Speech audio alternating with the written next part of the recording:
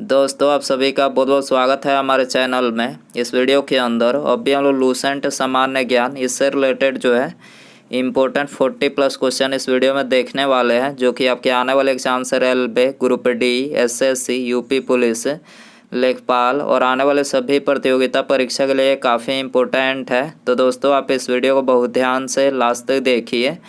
Channel पर आया है तो चैनल को सब्सक्राइब कर बेल आइकन यानी जो घंटी का निशान है उसे ज़रूर से ऑन कर दें। तो चलिए शुरू करते हैं।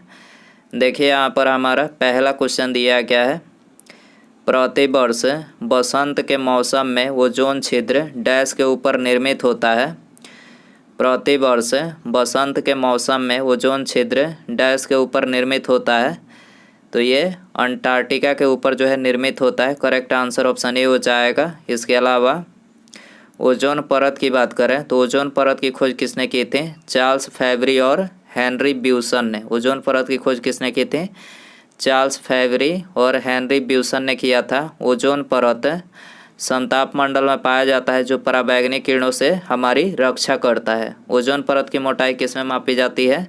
तो डाबसन यूनिट में। ठीक है, आपको याद रखना है ओजोन परत की जो मोटाई होती है वो किस में मापी जाती है? डाबसन यूनिट में मापी जाती है। क्वेश्चन नंबर 2 है, मानव शरीर की सबसे लंबी हड्डी कौन सी है? मानव शरीर की सबसे लंबी हड्डी कौन सी है? तो जांघ की हड्डी, जिसे फीमर बोला जाता है, ये मानव शरीर की सबसे लंबी हड्डी है। इसके अलावा मानव शरीर की सबसे छोटी हड्डी पूछा जाए तो सबसे छोटी हड्डी जो होती है वो स्टेपिस होती है, जो कि कान में पाई जाती है। क्वेश्चन नंबर, इसके अलावा मानव शरीर की बात करें तो मानव शरीर में कुल हड्डियों की जो संख्या होती है वो 206 हड्डियाँ होती है। मानव शरीर में दोनों पैरों में 60 हड्डियाँ होती है। ठीक है, एक पैर में 30 हड्डी और एक पैर में 30 हड्डी, दोनों पैरों को मिलाकर टोटल 60 हड्डियाँ जो है मानव शरीर के दोनों पैरों में होती है। पैर की उंगलियों में 14 हड्डी, तलवे में 5 हड्डी, एड़ी में 7 हड्डी, फीबर, टिबिया, फिबुला तथा पटेला, इनमें जो है एक एक हड्डी होती है। हाथ पैर की हड्डी अनुबंधी कंकाल का उदाहरण है। खोपड़ी, कशेरुक दंड, उरोस्ती एवं पसलियों की हड्डियों अक्षीय कंकाल का उदाहरण है। क्वेश्चन नंबर 3 है, निम्नलिखित में से कौन सा तत्व कमरे के ताप पर द्रव होता है? निम्नलिखित में से कौन सा तत्व कमरे के ताप पर द्रव होता है? तो करेक्ट आंसर ऑप्शन बी हो जाएगा, पारा।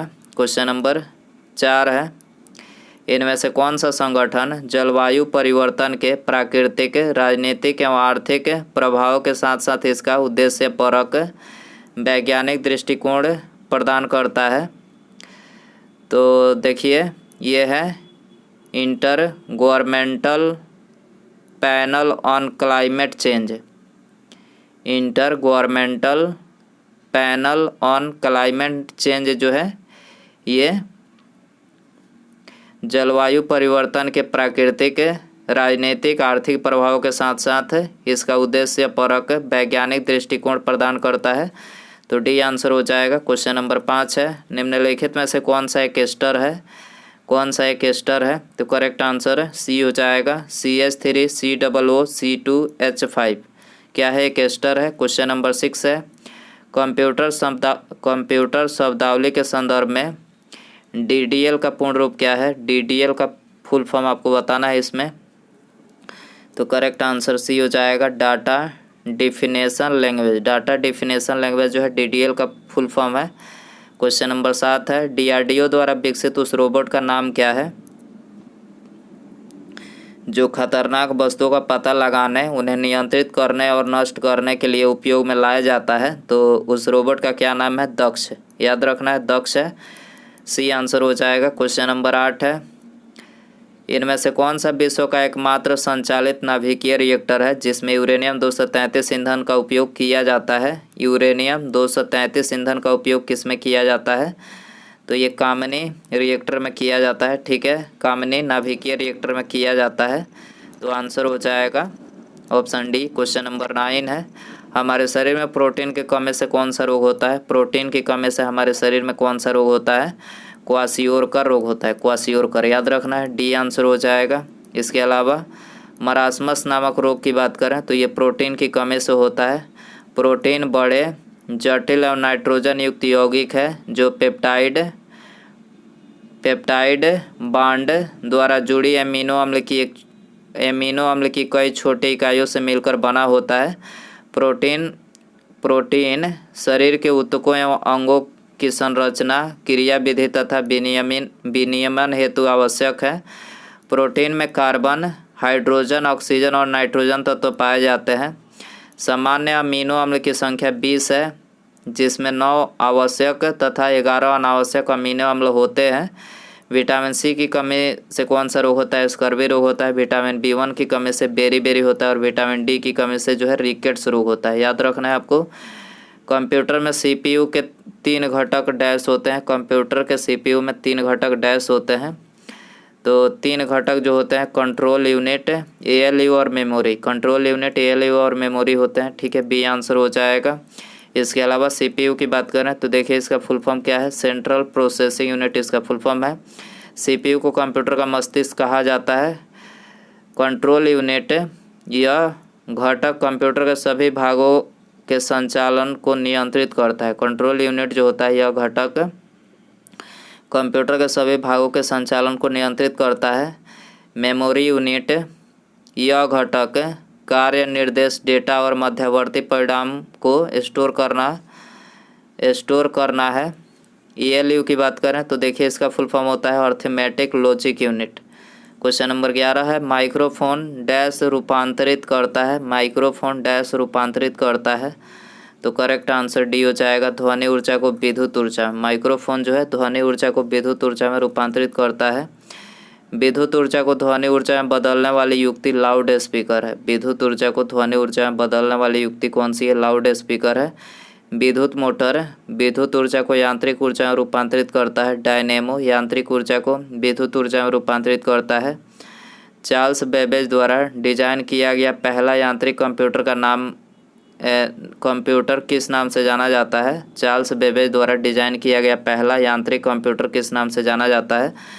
तो ये एनालिटिकल इंजन के नाम से जाना जाता है। करेक्ट आंसर ये हो जाएगा। चार्ल्स बेबेज की बात करें तो इनको जो है कंप्यूटर विज्ञान का जनक कहा जाता है। प्रथम इलेक्ट्रॉनिक कंप्यूटर ENIAC था। ENIAC का फुल फॉर्म क्या है? Electronic numerical integrator and computer. ENIAC का फुल फॉर्म है। एबेकस की बात करें तो ये गणितीय गणना हेतु प्रयुक्त एक प्राचीन उपकरण है। प्रतिरोध का SI मात्रक क्या है? प्रतिरोध का SI मात्रक क्या है? तो इसका SI मात्रक है ओम। करेक्ट आंसर सी हो जाएगा। राष्ट्रवाद के प्रचार के लिए समाचार पत्र अल हिलाल का प्रकाशन किसने आरंभ किया था? अल हिलाल का प्रकाशन किसने प्रारंभ किया था? मौलाना अबुल कलाम आज़ाद ने किया था। करेक्ट आंसर बी हो जाएगा। निम्नलिखित में से किस सेमी हाई स्पीड ट्रेन को ट्रेन 18 के नाम से भी जाना जाता है? तो करेक्ट आंसर बी हो जाएगा। वंदे भारत एक्सप्रेस को जो है ट्रेन 18 के नाम से भी जाना जाता है। वंदे भारत एक्सप्रेस की शुरुआत 17 फरवरी 2019 को दिल्ली से वाराणसी के बीच हुई थी। किस नदी को पीली नदी यानी येलो रिवर के नाम से जाना जाता है? पीली नदी के नाम से किस नदी को जाना जाता है? हंगाहो नदी को। हंगाहो याद रखना है। ये आंसर हो जाएगा। 17 है। कुतुब मीनार के पास स्थित कौन सी मस्जिद के बारे में यह माना जाता है कि वह दिल्ली में बनने वाली पहली मस्जिद थी? कुतुब मीनार के पास स्थित कौन सी मस्जिद के बारे में यह माना जाता है कि वह दिल्ली में बनने वाली पहली मस्जिद थी? तो कुब्बतुल इस्लाम मस्जिद। कुब्बतुल इस्लाम मस्जिद इसे दिल्ली में बनने वाली पहली मस्जिद के रूप में जाना जाता है। कुब्बतुल इस्लाम मस्जिद का निर्माण दिल्ली सल्तनत के गुलाम राजवंश के संस्थापक कुतुबुद्दीन ऐबक ने किया था। 2.5 दिन का झोपड़ा अजमेर में स्थित है। इसका निर्माण कुतुबुद्दीन ऐबक ने ही किया था। निम्नलिखित में से किस भारतीय राज्य को 1972 तक नॉर्थ ईस्ट फ्रंटियर एजेंसी के रूप में जाना जाता है? निम्नलिखित में से किस भारतीय राज्य को 1972 तक नॉर्थ ईस्ट फ्रंटियर एजेंसी के रूप में जाना जाता है? तो ये अरुणाचल प्रदेश को जाना जाता है। करेक्ट आंसर ये हो जाएगा। मनुष्य में कितना लीटर खून होता है? मनुष्य में कितना लीटर खून होता है? 5 से 6 लीटर जो है खून होता है। करेक्ट आंसर बी हो जाएगा। किसे झीलों की नगरी कहा जाता है? किसे झीलों की नगरी कहा जाता है? तो उदयपुर को जो है झीलों की नगरी कहा जाता है। डी आंसर हो जाएगा।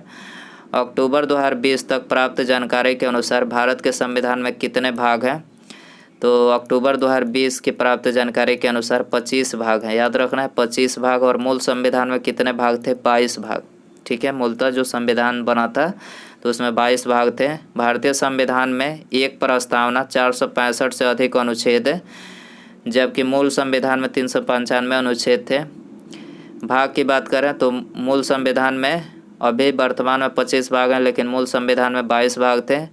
वर्तमान में 12 अनुसूचियाँ हैं, लेकिन मूल संविधान में 8 अनुसूचियाँ थीं। भारतीय संविधान सभा ने संविधान को 26 नवंबर 1949 को अंगीकार किया।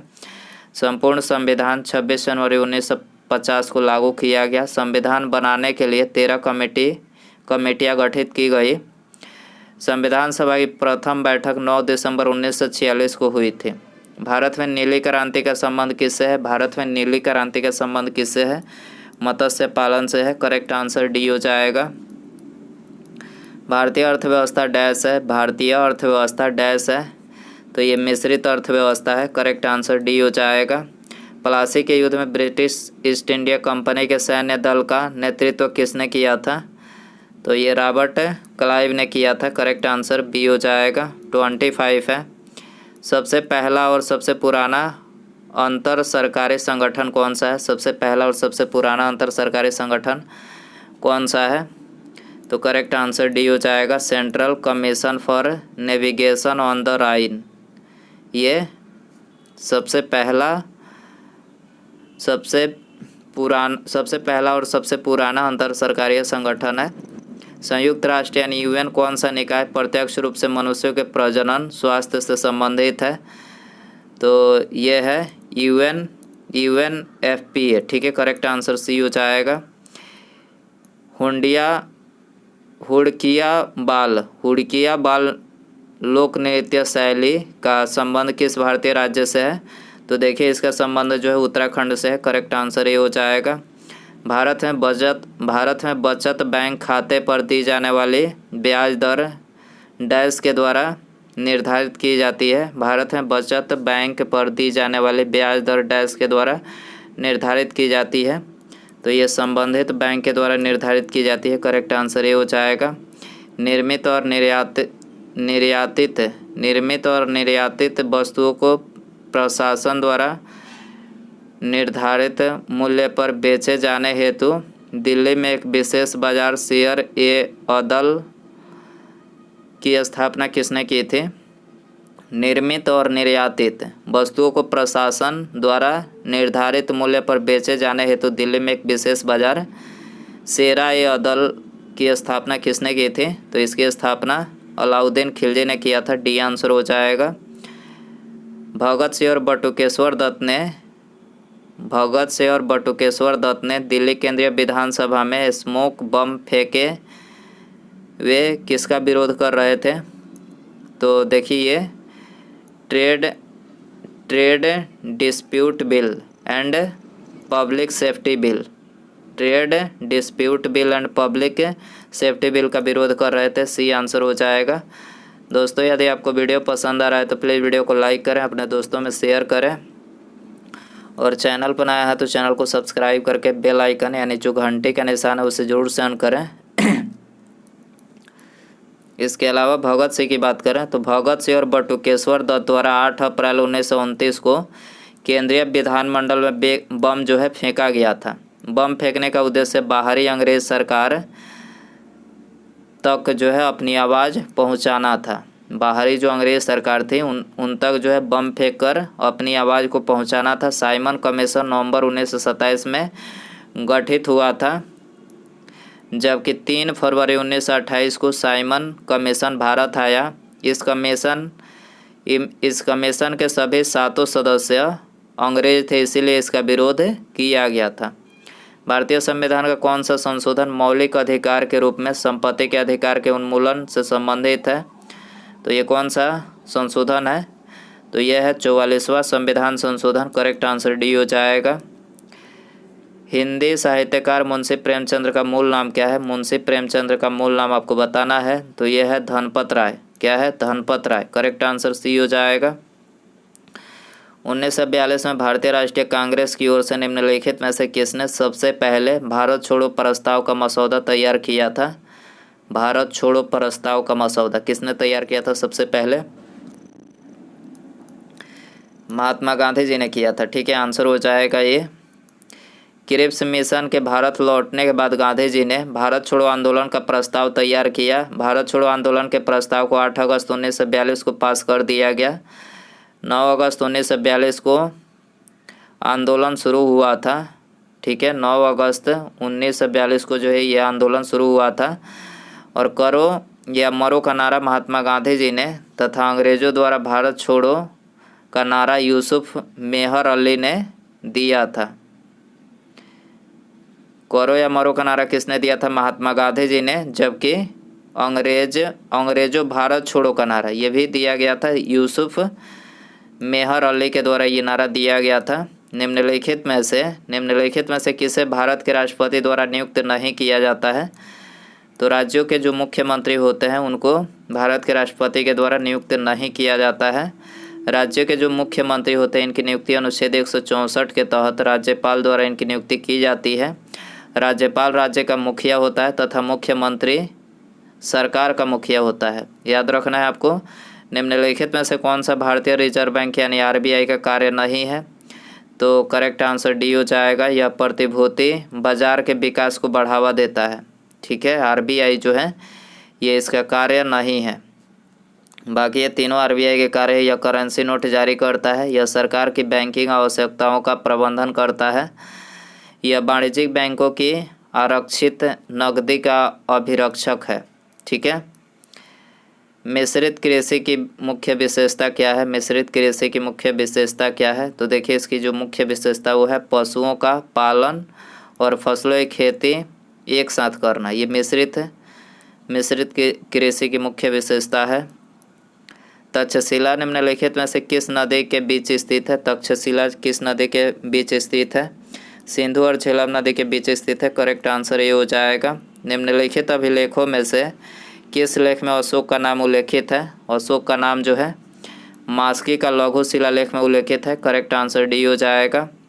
निम्नलिखित में से कौन सी ग्रंथि दुग्ध निष्कासन हार्मोन ऑक्सीटोसिन का स्रावन करती है? कौन सी ग्रंथि दुग्ध निष्कासन हार्मोन ऑक्सीटोसिन का स्रावन करती है? तो यह है पीयूष ग्रंथि। करेक्ट आंसर ये हो जाएगा। विश्व का सबसे ऊंचा पठार कौन सा है? विश्व का सबसे ऊंचा पठार है पामीर का पठार। करेक्ट आंसर बी हो जाएगा। भारत में बिजली उत्पादन के लिए सबसे महत्वपूर्ण कच्चा माल कौन सा है? भारत में बिजली उत्पादन के लिए सबसे महत्वपूर्ण कच्चा माल कौन सा है? तो सबसे महत्वपूर्ण जो कच्चा माल है वो है कोयला। करेक्ट आंसर ये हो जाएगा। मानव शरीर की वह ग्रंथि कौन सी है? मानव शरीर की वह ग्रंथि कौन सी है जो एंजाइम और हार्मोन्स दोनों का स्रावन करती है? तो देखिए यह है अग्न्याशय। अग्न्याशय ग्रंथि जो है एंजाइम और हार्मोन्स दोनों का स्रावन करती है। करेक्ट आंसर ये हो जाएगा। उसके बाद यहाँ पर हमारा अगला क्वेश्चन है जहांगीर का मकबरा कहाँ स्थित है? जहांगीर का मकबरा कहाँ स्थित है? ऑप्शन है आपके पास काबुल, आगरा, लाहौर और दिल्ली। यदि आपको इसका आंसर पता हो तो कमेंट बॉक्स में ज़रूर बताएं। और वीडियो पसंद आया हो तो प्लीज़ वीडियो को लाइक करें, अपने दोस्तों में शेयर करें और चैनल पर आया है तो चैनल को सब्सक्राइब करके बेल आइकन यानी जो घंटी का निशान है उसे ज़रूर सेंड कर दें। ठीक है, मिलते हैं अगले वीडियो में। नमस्कार, जय हिंद, जय भारत।